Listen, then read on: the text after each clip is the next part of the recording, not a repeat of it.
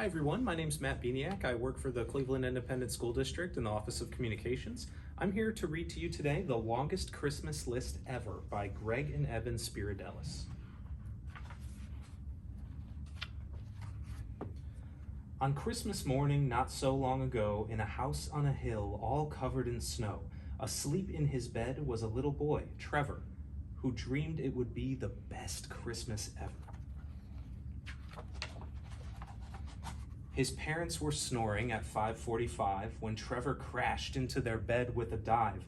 Wake up, you gotta come see all of the presents stacked under the tree.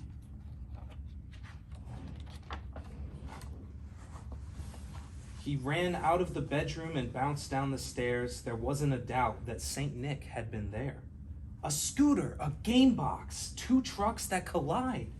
He tore open gifts and tossed them aside. Then it suddenly hit him, the one thing he'd missed. A fluffy brown puppy was not on my list. Trevor knew what to do and he didn't postpone it. I'll start next year's Christmas list this very moment. He snatched up a notepad, a pen, and a seat, and started his list at the top of the sheet. At first he thought small, like lizards and trolls, but quickly his list spiraled out of control. A remote-controlled plane with a camera inside, an invisible robot that's easy to hide. Binocular glasses with night vision mode, a rip-roaring go-kart to tear down the road. Suction cup shoes to walk on the ceiling, a nuclear jetpack, now that sounds appealing. Trevor kept writing day in and day out. His pads filled up boxes, now scattered about. They spilled out of his room and into the hall. They snaked down the stairway and climbed up the wall. By spring, Trevor's list stretched 500 feet. By summer, it made its way onto Main Street. By fall, it was 2 blocks beyond the bookstore. By winter, it reached the post office door. Trevor stepped up to the counter inside. I must mail my list, he said with great pride. But the mailman let out a hoot and a holler. To send this whole list would cost $6 trillion. It's a lot of money.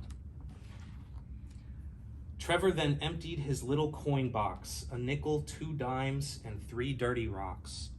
One bit of advice, if you've got just a quarter, go back to your list and make it much shorter. Trevor was stricken with panic and fear. There wasn't much time. Santa's deadline was near.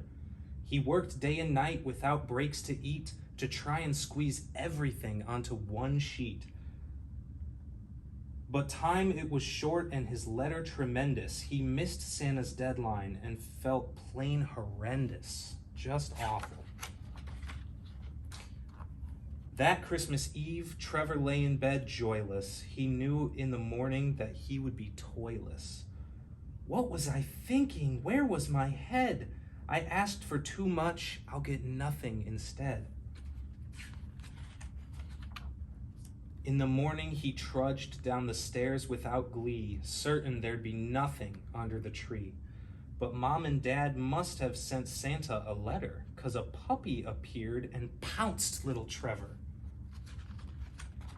They rolled on the floor, took turns giving chase. Trevor squealed in delight at the licks on his face. His prior mistake was now perfectly clear. It takes love, not toys, to bring Christmas cheer. And there's Trevor with his puppy. Thanks so much, guys. Merry Christmas.